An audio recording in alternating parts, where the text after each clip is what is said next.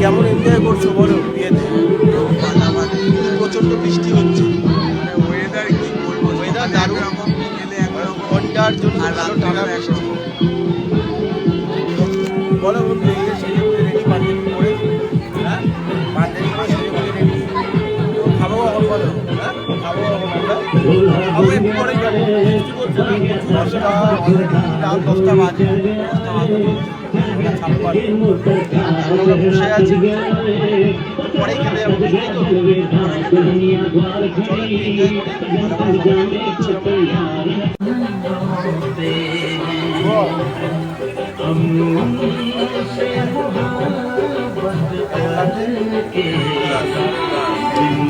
প্রচুর বৃষ্টি হয়েছে এইখানে, তারপরে অ্যাটলিস্ট আমরা রেডি হয়ে